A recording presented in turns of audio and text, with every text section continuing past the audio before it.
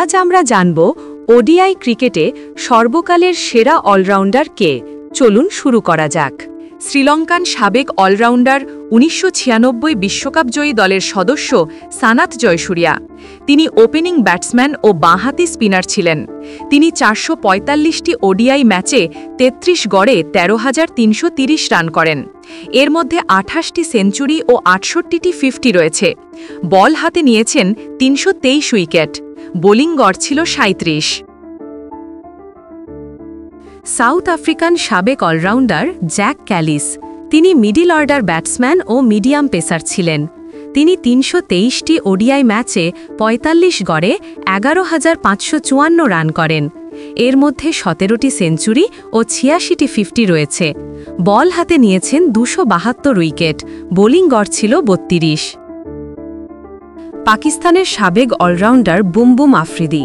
তিনি hard hitting batsman ও attacking leg spinner ছিলেন। তিনি ৩৯৮টি ওডিআই ম্যাচে ২৪ গড়ে ৮,০৬৪ রান করেন। এর মধ্যে 6টি সেঞ্চুরি ও ৩৯টি 50 রয়েছে। বল হাতে নিয়েছেন ৩৯৫ উইকেট। বোলিং গড় ছিল ৩৫, তবে তার স্ট্রাইক রেট ছিল ১০০-এর ওপরে।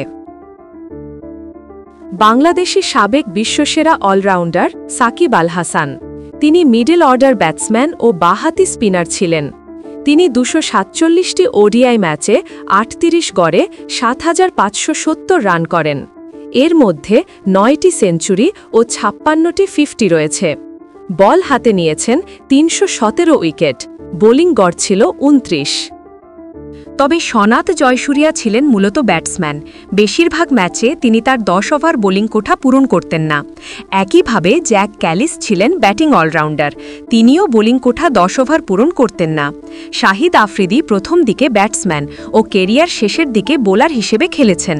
তবে সাকিব আল হাসান ছিলেন পিওর অলরাউন্ডার। তিনি যেমন মিডল অর্ডার ব্যাটসম্যান, তেমনি তার বোলিং কোঠা পুরো ১০ ওভার বোলিং করতেন এবং দীর্ঘদিন তিনি নাম্বার 1 অলরাউন্ডারের জায়গা দখলে রেখেছিলেন।